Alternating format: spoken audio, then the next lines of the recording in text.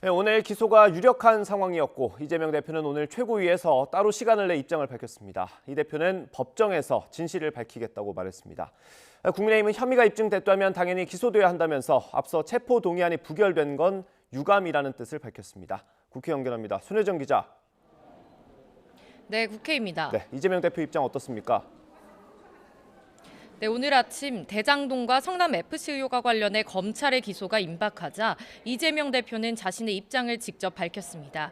이 대표는 이미 답이 정해진 답정 기소라며 검찰이 온갖 압수수색 영장쇼를 벌이며 시간을 끌었을 뿐 전혀 놀랄 일도 아니라고 말했습니다. 이어 이미 정영학 녹취록에 대장동 일당이 김용전 부원장과 정진상 전 실장을 매수했다는 대화 내용은 하나도 담겨 있지 않다며 결국 법정에서 명명백백하게 진실이 드러날 것으로 생각한다고 말했습니다. 정해진 답대로 기소한 것입니다. 전혀 놀랄 일도 아닙니다. 검찰의 이번 기소로 이제 검찰의 시간이 끝나고 법원의 시간이 시작될 겁니다. 국민의힘은 앞서 체포동의안이 국회에 넘어올 정도로 이 대표에게 범죄 혐의가 있는 만큼 기소는 당연하다는 반응입니다. 김기현 대표는 오늘 오전 기자들을 만나 혐의가 입증됐다는 판단이 선다면 기소해야 한다면서 다만 앞서 체포동의안 부결과 관련해 민주당이 말 따로 행동 따로 행동을 벗어나야 한다고 말했습니다. 혐의가 입증되었다라는 판단이 있으면 기소해야 되는 것이고 법 위에 누구도 군림할 수 없는 것이고 누구나 법 앞에 평등한 것 아니겠습니까? 네, 한일 정상회담을 두고도 공방이 계속되고 있다고요? 네, 민주당이 대일 외교 국정조사 추진을 검토하겠다고 밝힌 가운데 국민의힘은 국정조사 대상이 전혀 되지 않는다고 잘라 말했습니다.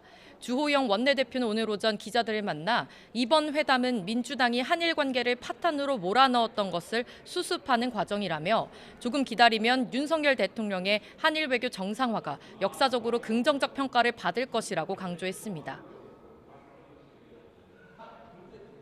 이웃인 일본과 우리가 언제까지나 지금 상태처럼 외면하고 지낼 수는 없는 거 아니겠습니까? 미래를 보고 긴 역사의 흐름을 보고 서로 도움이 되는 길을 찾아가는 과정이기 때문에 민주당은 대일 외교 공세 수위를 더 높였습니다. 박홍근 원내대표는 오늘 아침 회의에서 국정조사와 함께 청문회를 빠른 시일 안에 실시하자고 제안했고 국민의힘이 이를 거부할 경우 다른 야당들과 신속하게 추진 방향을 협의하겠다고 설명했습니다. 윤석열 정부의 굴욕적 비정상회담을 둘러싼 의혹과 책임을 규명하기 위해 국회 차원의 조사가 불가피합니다. 유관 상임위가 참여하는 합동청문회를 국정조사와 함께 오후에는 국회 행정안전위원회 전체 회의에 한창섭 행안부 장관 직무대행과 심규선 일제강제 동원 피해자 지원재단 이사장이 출석하는데 강제징용 해법을 두고 공방이 이어질 것으로 보입니다. 지금까지 국회에서 전해드렸습니다.